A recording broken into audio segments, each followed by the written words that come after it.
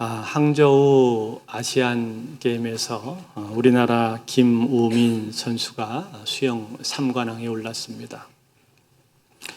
계영 800m, 자유형 800m, 자유형 400m에서 3개의 금메달을 목에 걸었습니다. 이번 아시안 게임에서 우리나라 수영 선수들은 놀라운 성적을 거두었는데, 지난 아시안 게임 대회에서는 금메달을 1개 딴 데 비해서 이번 항저우 아시안 게임에서는 무려 6개의 금메달을 따면서 발군의 실력을 발휘했습니다. 저 김우민 선수의 사진이 나오고 있네요. 3관왕을 했다고 지금 3개를 지금 하고 있습니다. 그런데 수영 경기를 우리가 관람하다 보면 항상 보게 되는 장면이 무엇이냐면 바로 50m를 간 다음에 턴을 하는 모습을 보게 되죠. 그 지점을 우리가 터닝 포인트라고 말을 하는데, 이 터닝 포인트는 꼭 수영에만 있는 것이 아니라 마라톤에도 있습니다. 마라톤은 이 터닝 포인트를 딱 한 번 돌게 되는데, 그 지점을 돌고 나면 이제 달리는 방향은 완전히 반대로 바뀌게 되는 것이죠. 이처럼 터닝 포인트라는 것은 방향이 바뀌는 것입니다. 그런데 여러분, 이 터닝 포인트는 꼭 운동 경기에만 있는 것이 아니라 우리의 인생 가운데에도 있습니다. 우리의 인생 속에도 어떤 지점에서 내 인생이 바뀌게, 방향이 바뀌게 될 때 우리는 그것을 터닝 포인트라고 말합니다. 사도 바울의 경우를 보게 되면 사도 바울의 인생 속에도 터닝 포인트가 있었습니다. 그는 다메섹 도상으로 예수 믿는 사람을 잡으러 가다가 거기서 부활하신 예수 그리스도를 만나게 되었는데, 그것이 바로 그의 인생의 터닝 포인트였습니다. 또 모세도 역시 시내 산에서 떨기나무 풀꽃 가운데 하나님 임재를 경험하게 되었는데, 그것이 그의 인생 가운데는 터닝 포인트가 되었습니다. 이처럼 우리의 인생 가운데에는 터닝 포인트가 있다는 것입니다. 여러분, 오늘 우리가 읽은 이 본문 가운데 나오고 있는 이 제자들도 역시 이 터닝 포인트를 맡고 있습니다. 오늘 이 사건 이후로 제자들의 삶은 바뀌게 되는데, 오늘 마태복음 4장 18절은 이렇게 말씀을 해주고 있습니다. 갈릴리 해변에 다니시다가 두 형제 곧 베드로라 하는 시몬과 그의 형제 안드레가 바다에 금을 던지는 것을 보시니 그들은 어부라.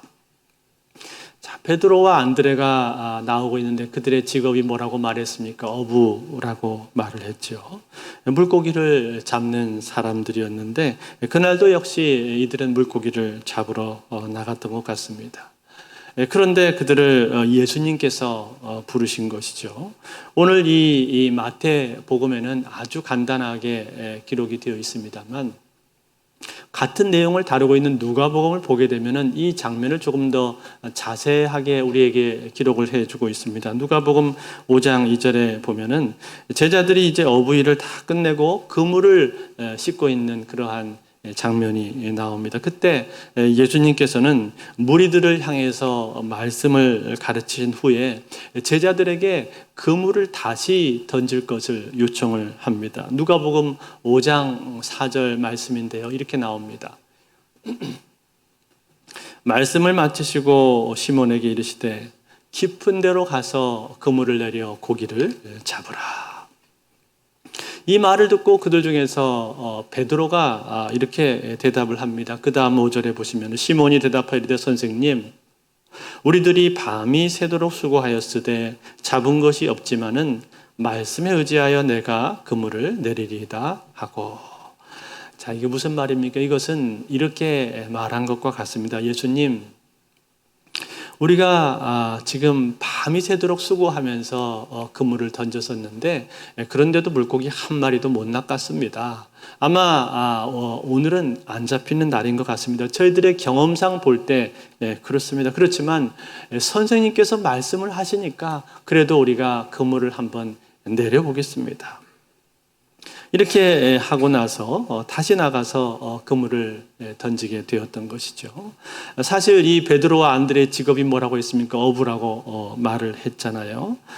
그러니까 이 사람들은 평생 갈릴리 바다에서 그물 던지고 고기잡이 하던 사람이었습니다. 즉 어부로서 잔뼈가 굵은 사람이죠. 그러니 물고기 잡는 이 일에 있어서는 누구보다도 잘 아는 사람들 아니겠습니까? 예수님보다도 자기들이 훨씬 더 전문가라고 자부하고 있는 그러한 사람들입니다.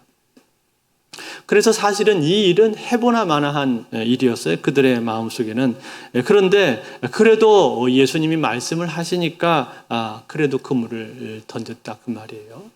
그런데 그물을 던졌을 때 어떤 일이 생기게 되었습니까? 놀라운 일이 생기게 되었죠. 누가복음 5장 6절 7절에 나오는데 우리 한번 같이 읽어볼까요? 같이 한번 읽겠습니다. 시작. 그렇게 하니 고기 잡은 것이 심히 많아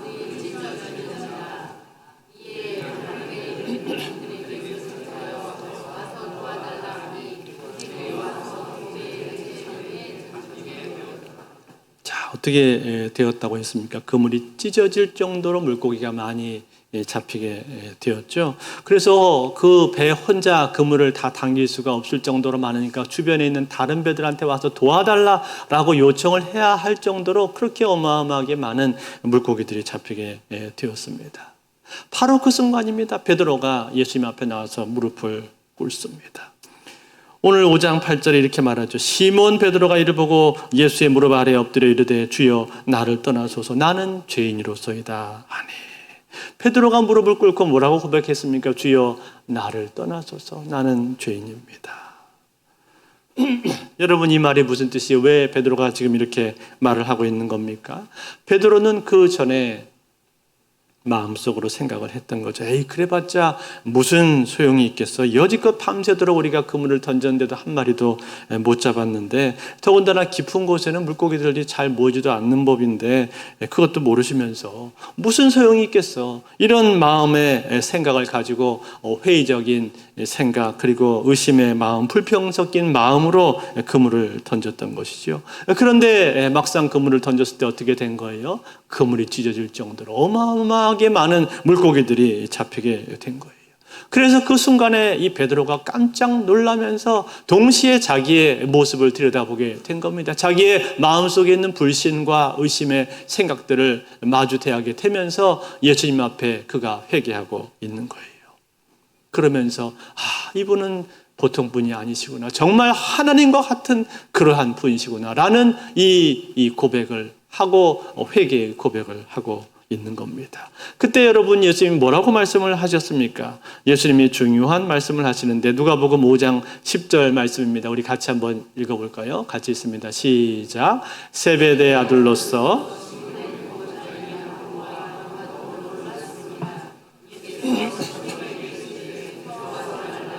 이제후로는 내가 사람을 취하리라 하시니. 자, 뭐라고 하셨습니까? 이제후로는 내가 사람을 취하게 될 것이다. 무슨 말이에요? 베드로야, 네가 지금까지는 물고기를 잡는 어부 일을 했었지. 그렇지만 이제 앞으로는 네가 물고기 잡는 일을 하지 않고 사람을 낚는 일을 하게 될 거다. 그렇게 말씀을 하신 겁니다. 그러면서 베드로와 안드레, 야고보, 요한 이 네 명의 제자들을 모두 다 부르셨습니다. 여러분 이 내용 지금 우리가 누가복음에서 살펴봤는데 이 내용을요 마태복음에 보면은 마태복음은 아주 간단하게 이렇게 기록을 해 주었습니다. 마태복음 4장 19절에 보면 이렇게 기록을 해주고 있어요. 말씀하시되 나를 따라오라 내가 너희를 사람을 낚는 어부가 되게 하리라 하시니.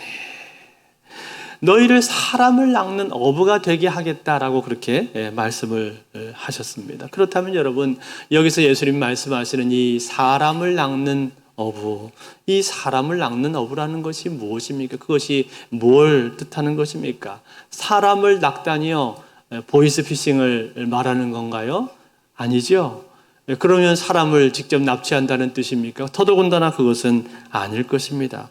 그러면 여러분, 사람을 낚는 어부가 되게 한다는 것이 무슨 뜻입니까? 그것은 바로 사람에게 복음을 전하게 한다, 그런 뜻이죠. 사람에게 복음을 전해서 사람을 구원하는 사람이 되게 한다라는 거예요. 즉 전도에서 제자 삼아서 예수님을 따르는 사람이 되도록 만든다라는 뜻입니다. 이 일을 감당하라고 지금 예수님께서 그들에게 사명을 주고 계신 것이죠. 그랬을 때 여러분, 이 일을 통해서, 이 일로 말미암아서 어떤 변화가 찾아오게 됩니까? 제자들이 즉시 어부일을 내려놓고 그리고 예수님을 따르게 되었습니다. 사랑하는 성도 여러분, 이것이 왜 그들에게 터닝 포인트가 되는 것입니까? 그것은 그들이 이 사건을 통해서 그들의 인생의 목적을 새롭게 발견했기 때문에 그런 것입니다. 즉, 그 이전까지는 그들의 인생의 목적이 무엇이었습니까? 하루 벌어서 하루 먹고 사는 것이었습니다. 그저 물고기를 잡아서 그 물고기를 가지고 시장에 가서 내다가 팔고 그 돈을 가지고 필요한 것들을 사고 자기 자녀들을 교육시키는 것, 그것이 그들의 인생의 목적이었단 말이에요. 그렇게 해서 별 탈 없이 큰 어려움 없이 하루하루를 살아가는 것, 그것이 그들의 삶의 전부였습니다. 그런데 여러분, 이제는 어떻게 된 거예요? 이제는 그들에게 있어서 새로운 목표가 생기게 된 거예요. 즉 분명한 삶의 방향과 목표를 그들이 갖게 되었다라는 거예요. 그 방향과 목표가 무엇입니까? 그것은 영혼을 구원하는 것입니다. 영혼을 구원하는 것. 즉 사람에게 다가가서 사람에게 복음을 전하고 그 사람을 변화시키는 삶, 제자 삼는 삶, 그렇게 그러한 삶으로 그들의 인생의 방향과 목적이 바뀌게 되었다라는 것입니다. 사랑하는 성도 여러분, 이것은 얼마나 큰 변화입니까? 이것은 얼마나 결정적인 변화입니까? 그들의 삶 가운데는 큰 변화가 찾아오게 되었다는 거예요. 그 전까지는 그들에게 있어서 목구멍이 포도청이라고 자기 입에 풀칠하는 그 일에 집중하는 삶을 그들이 살았더라면 이제는 달라지게 되었다는 거예요. 그 정도가 아니라 이제는 사람에게 다가가서 사람에게 복음을 전하고 사람을 변화시키는 삶으로 바뀌게 된 겁니다. 즉 사람을 다루는 삶으로 그들이 바뀌게 되었다는 거예요. 그것이 그 제자들의 삶에 일어나게 된 근본적인 변화였습니다. 사랑하는 성도들, 그렇다면 여러분, 이것이 오늘날 우리들에게 주는 의미가 무엇입니까? 오늘날 저와 여러분들에게 주는 메시지가 무엇입니까? 그것은 여러분, 오늘날에도 주님은요 동일하게 우리를 부르고 계십니다. 즉 사람 낚는 어부가 되라라고 말씀하시니 부르심은 여기 있는 12제자만을 위한 것이 아니라 오늘날 이 자리에 있는 저와 여러분들에게도 동일하게 주님께서 부르고 계신 부르심이라는 거예요. 그래서 디모데후서 4장 2절 말씀에 보면 이렇게 말씀을 해 주었습니다. 너는 말씀을 전파하라. 때를 얻든지 못 얻든지 항상 힘쓰라. 범사에 오래 참음과 가르침으로 경책하며 경계하며 전하라. 이렇게 하면서 너는 늘 말씀을 전파하라. 라는 이 말씀을 우리에게 해주고 있습니다. 또 디모데후서 4장 5절에도 보니까 그러나 너는 모든 일에 신중하며 고난을 받으며 전도자의 일을 하며 내 직무를 다하라. 전도자의 일을 하면서 너에게 주어진 의무를 다하라고 오늘 말씀을 해주고 있는 거예요. 그러므로 사랑하는 성도들, 오늘 우리는 이 전도자의 일을 하는 것, 그리고 때를 얻든지 얻지 못하든지 복음을 전파하는 이 일, 이것은 오늘날 우리에게 주신 하나님께서 부여하신 명확한 사명인 줄로 믿습니다. 우리가 감당해야 될 귀한 일이라는 사실이에요. 제가 전에 청년 사역을 할 때 한 번은 저희 청년 공동체에서 이랜드에서 사역하시는 한 목사님이 오신 적이 있습니다. 이랜드 직장 사역 연구소라는 곳이 있는데 거기서 이분이 직장 사역을 이제 하시는 분이신데 오셔서 청년들에게 특강을 해주셨어요. 특강 제목이 무엇이었냐면은 직장을 어떻게 선택할 것인가, 이 제목이었습니다. 그런데 이분이 직장을 선택하는 데 있어서의 기준을 말씀을 해주셨는데 크게 4가지의 기준을 얘기를 해 주시더라고요. 그것을 영어로 task, T-A-S-K로 요약을 해서 말씀을 해 주었습니다. T는 무엇인가 하면 total income, 그러니까 수입을 말하는 거죠. 즉 얼마나 벌 수 있는가. 이것을 오늘날 청년들은 직장을 정하는 데 있어서 제일 첫 번째 기준으로 주로 많이 삼고 있지 않습니까? 얼마나 버는가. 두 번째 A는 뭐냐면은 aptitude, 적성을 말합니다. 즉 과연 그 일이 나한테 잘 맞는 일인가, 잘 맞느냐 안 맞느냐, 이것을 봐야 된다는 거죠. 돈을 많이 벌 수 있는 일이라 할지라도 적성이 안 맞으면 그 일은 오래 하기가 어렵습니다. 예를 들어서 어떤 사람이 성격이 아주 밝고 쾌활하고 친절하고 적극적인데, 그런데 이 사람은 숫자하고는 젬병이에요. 그래서 돈 관리 같은 거를 잘 못합니다. 그런데 그 사람이 회계 일을 맡으면 어떻게 되겠습니까? 그러면 그 사람은 그 일을 오래 못합니다. 몇 달 하다가 계속 숫자가 안 맞으니까 스트레스를 계속 받아가지고 결국은 금방 그만두게 된단 말이죠. 이처럼 적성 중요한 것입니다. 그런데 그것이 다가 아니라 그 다음에 두 가지가 더 있었는데, 그 다음에 나오는 게 이제 S 아닙니까? Social Contribution, 사회적 공헌이에요. 다시 말해서 내가 하는 그 일이 과연 사회에 도움이 되는가? 사회를 내가 이롭게 하고 있는가? 유익하게 하고 있는가? 만약에 마약 판매하는 일을 한다면 그것이 사회에 도움이 되겠습니까? 사회에 도움이 안 되겠죠. 그것은 오히려 사회에 해를 끼치고 악을 끼치는 일이 될 거예요. 또 사채업을 해서 비싼 이자를 받고 사람들에게 돈을 빌려준다면 그것도 역시 사회에 도움이 안 될 겁니다. 이처럼 내가 하는 일이 과연 사회적으로 도움이 되는 일인가? 이건 역시 직업 선택에 있어서 중요한 기준이 될 수가 있습니다. 그런데 이것이 다가 아니라 우리 크리스찬들은, 믿는 하나님의 자녀들은 여기에다 한 가지를 더 생각을 해야 된다라고 말씀을 했습니다. 더 고려해야 될 중요한 요소가 있는데 그게 뭔가 K입니다. K. K는 Kingdom of God입니다. 즉 하나님의 나라.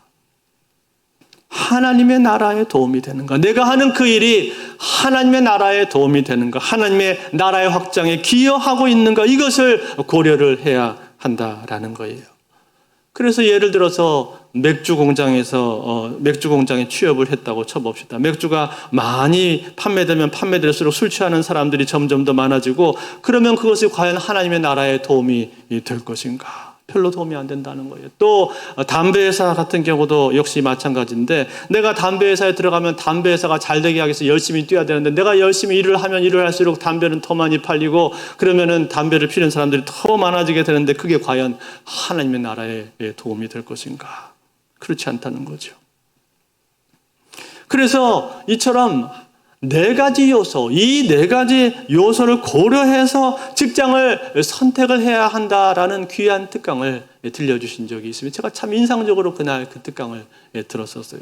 그런데 여러분, 실제로는요, 생각보다 내가 하는 그 일이요, 직접적으로 하나님의 나라에 도움이 되는 경우는 그렇게 많지가 않습니다. 간접적인 경우들은 많지만 직접적으로 하나님 나라에 도움이 되는 일이 일로서는 많지가 않다는 거예요. 내가 직접적으로 하나님의 나라의 확장에 도움이 되게 하려면 교회나 선교단체 혹은 NGO나 국제구호단체 같은 데를 들어가야 되는데, 그런 것은 상당히 제한적이고 한정이 되어 있단 말이죠. 그렇지만 여러분, 우리가 꼭 그런 곳에 들어가지 않는다 할지라도, 그런 직장을 얻지 않는다 할지라도 우리가 하나님의 나라의 확장에 기여할 수 있는 길이 있습니다. 그 방법이 있습니다. 그것은 무엇인가? 그것은 바로 사람들에게 집중하는 거예요. 직장에 있는 그 사람들을 바라보는 것입니다. 즉 사람들을 겨냥하고 사람들을 중요시하고 그 사람들에게 복음을 증거한다면, 그러면 우리는 어떤 직장에 들어가는가와 상관없이 그곳에서 하나님의 나라의 확장에 기여할 수가 있다는 거예요. 다시 말해서 우리의 관심이 사람들을 향해 있어야 한다라는 사실입니다. 이게 뭘까요? 이것이 바로 사람을 낚는 어부가 되는 것입니다. 사람을 낚는 어부가 된다는 것은 내가 있는 그 자리에 나의 관심이 사람들을 향해 있다라는 것을 말해주고 있는 거예요. 사랑하는 성도 여러분, 이것이 사람 낚는 어부의 삶입니다. 오늘 우리는 어떻습니까? 사람을 낚는 어부의 삶을 살아가고 있습니까? 사람을 우리가 관심을 갖고 있습니까?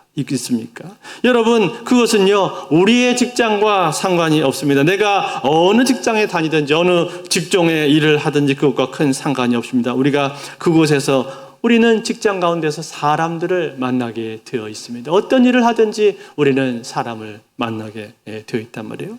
오늘날 기계와 AI 시대가 되었지만 그래도 대부분의 직장은요, 우리가 사람들을 만나게 되어 있습니다. 그 사람들을 어떻게 대하는가? 아니, 우리가 직장에 없는 사람들도요, 사람들을 만납니다. 마트에서, 헬스장에서, 또 미용실에서, 세탁소에서, 은행에서, 또 이웃집에서 등등 우리는 계속해서 사람들을 만나게 되어 있다라는 거죠. 그때 그 사람들을 어떻게 대하고 있습니까?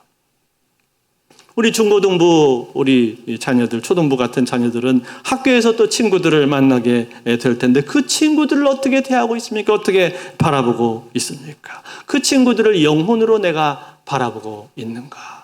영혼으로 바라본다면 그 친구에게 전도할 기회를 찾게 될 겁니다. 교회로 초대할 기회를 찾게 될 거예요. 그것이 바로 사람을 낚는 어부가 되는 것입니다. 특별히 우리가 새생명 축제를 지금 계속 준비를 해 가고 있는데 이 새생명 축제를 준비하면서 우리가 사람 낚는 어부가 되는 것, 이것이 중요합니다. 이것만큼 귀한 일이 세상에 없다는 거예요. 그래서 여러분, 오늘 성경에 보게 되면은 이 부르심을 받게 되었을 때 이 제자들이 어떻게 반응을 하게 되었습니까? 그들이 그물을 버려두고 예수를 따르게 되었더라. 그렇게 말씀을 해주고 있죠. 오늘 마태복음 4장 20절에도 그렇게 말했고, 또 다른 두 형제 야고보와 요한, 그 뒤에 이 두 형제를 부르셨을 때 그들이 어떻게 했다고 기록을 했는가 하니 21절과 22절에 보면은 이렇게 말합니다. 마태복음 4장 21절 22절 한번 읽어볼까요? 시작. 거기서 더 가시다가 다른 두 형제 곧 세베대 아들 야고보와 그의 형제 요한이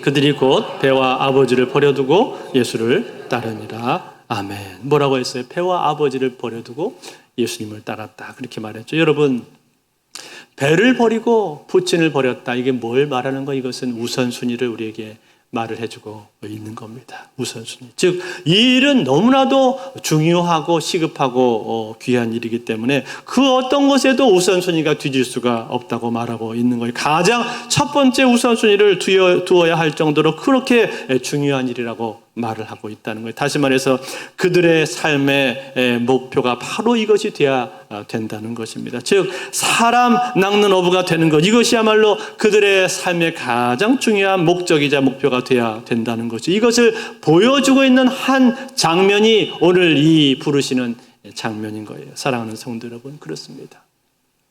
우리가 이 땅을 살아가면서 가장 가치 있는 일, 가장 소중한 일이 무엇입니까? 그것은 바로 영혼을 구원하는 일입니다. 한 영혼을 만나서 그 영혼에게 복음을 전하고 선한 영향력을 끼치는 일, 그로 하여금 하나님을 믿게 만드는 일, 그리고 제자가 되게 만드는 일, 이것만큼 귀하고 소중한 일이 세상에 어디 있습니까? 이것만큼 중요한 일이 어디 있습니까? 이것은 가장 중요한 일이고 가장 시급한 일이고 그리고 우리의 평생을 통해서 해야 할 일인 줄로 믿습니다. 제가 25년 전에 하나님 부르심을 받았는데 저는 그 부르심을 받게 되었을 때 하나님의 명확한 부르심을 듣고 순종을 했습니다. 그래서 사역자의 길을 걸어가게 되었습니다. 그런데 분명 하나님께서 나를 부르신다라는 그런 확신이 제 마음속에 있었지만 동시에 세상에서 이것만큼 소중한 일은 없겠다. 내가 다른 일 하지 않고 영혼을 대하는 일, 즉 영혼을 만나서 영혼에게 복음을 증거하고 영혼들에게 하나님의 말씀을 전하고 그리고 제자 삼는 일을 내가 내 인생을 통해서 한다면 나는 훗날 죽기 전에 후회가 없을 것 같다. 그런 생각을 했습니다. 그것만큼 복되고 보람되고 가치 있는 일은 없을 것 같다. 그런 생각을 했기 때문에 저는 망설임 없이 부르심에 응답할 수가 있었습니다. 그리고 20년 넘게 이 사역을 해오면서 단 한 번도 저는 후회를 해본 적이 없습니다. 이 길을 걸어온 것에 대한 후회를 해본 적이 없습니다. 왜냐하면 이 길이야말로 가장 귀하고 가장 값지고 가장 소중한 일이라고 생각을 하기 때문에 사람을 만나서 영혼을 대하고 복음을 증거하는 일, 이 일이야말로 주께서 가장 기뻐하시는 일이라고 확신하기 때문에 저는 후회하지 않는 거예요. 그런데 여러분, 이 일은요 꼭 저처럼 전임 사역자 목회자로 부름받은 목회자들에게만 해당되는 일이 아닙니다. 아니, 오늘날 하나님께서 우리를 부르실 때요, 그 부르심이 꼭 목사나 전도사나 선교사라만 우리를 부르시지 않는다 이 말이에요. 우리가 평신도로서 얼마든지 직장이나 일반 사회생활 가운데서 그 가운데서 우리는 복음의 증인으로서의 삶을 살 수가 있습니다. 단 우리에게 사람들에게 관심만 있다면, 우리의 관심과 초점이 사람들에게만 맞춰 있기만 한다면 우리는 얼마든지 그 자리에서 복음의 증인으로서의 삶을 살아갈 수가 있는 거예요. 다시 말해 사람 낚는 업으로서의 삶을 우리가 살 수가 있다는 사실입니다. 그러므로 사랑하는 성도 여러분, 오늘 여러분들은 주님의 이 부르심 앞에 사람 낚는 어부가 되기를 원하십니까? 그렇다면 여러분 주변에 있는 사람들을 보십시오. 사람들을 바라보십시오. 그리고 그들에게 관심을 가지시기를 바랍니다. 그 사람을 내 직장 동료로만 보지 마시고, 거래처 사람으로만 보지 마시고 그 사람의 영혼을 보시기를 바랍니다. 그러면 그 사람이 복음이 필요한 사람이라는 사실이 여러분 보이게 될 겁니다. 그러면 여러분들이 그 사람에게 다가갈 수 있고 전도할 수 있는 거죠. 우리 학생들도 마찬가지로 친구들에게 그렇게 친구들을 바라볼 때 그 영혼으로 바라본다면 그 친구에게 내가 복음을 전해야 되겠다, 그런 생각을 가질 수가 있는 거예요. 그러면 여러분들은 사람 낚는 어부가 될 것입니다. 이제 말씀을 맺겠습니다. 제가 대학생 때 교회에서 중고등부 교사를 했었는데 저희 반 아이 중에 한 아이가 전도를 정말 열심히 하는 아이가 있었습니다. 그래서 이 아이는 항상 내가 누구를 전도할까, 누구 전도할 사람이 없을까, 이거를 항상 생각을 하고 있어요. 그러면서 학교에서 친구들에게 책도 빌려주고 지우개도 빌려주고 먹을 것도 사주면서 친구를 사귀어서 그 친구를 어느 날 교회로 데리고 옵니다. 그래서 그 아이 때문에 중고등부가 부흥을 했었습니다. 그런데 그 아이가 청년부에 올라가더니 청년부 회장을 하고, 그리고 직장에 들어가더니 거기서도 열심히 전도, 그러다가 나중에는 여행사 대표가 되었습니다. 여행사 대표가 되어서 여행사를 이끌어 가게 되었는데, 그 여행사를 이끌면서도 어떻게 하면 우리 회사가 복음적인 회사가 될 수가 있을까, 이것을 계속 고민하면서 그 사원들에게 늘 복음을 전하려고 애쓰는 그 모습을 제가 보았습니다. 사랑하는 성도 여러분, 그렇습니다. 우리는요, 어느 곳에 있든지 우리는 그 자리에서 사람을 낚는 어부가 될 수가 있습니다. 그러므로 사랑하는 성도 여러분, 오늘 우리는 내 주변에 있는 사람들에게 관심을 가지시기를 바라고 그 사람들에게 복음을 전해주시기를 바랍니다. 저도 추석 전에 두 분에게 이 새생명 전단지를 나눠드리면서 초대를 했는데, 여러분 바라기는 우리의 삶 가운데 내 주변에 있는 믿지 않는 영혼들에게 지속적으로 관심을 가지시고, 그로 말미암아서 우리의 삶이 주께서 우리를 부르시는 그대로 사람 낚는 어부로서의 삶을 사시기를 바랍니다. 많은 사람을 옳은 대로 돌아오게 한 자는 별과 같이 빛나리라, 이 말씀처럼, 그래서 훗날 별처럼 빛나서 하나님으로부터 칭찬받는 저와 여러분들이 다 되실 수 있기를 우리 주 예수 그리스도로 축원드립니다.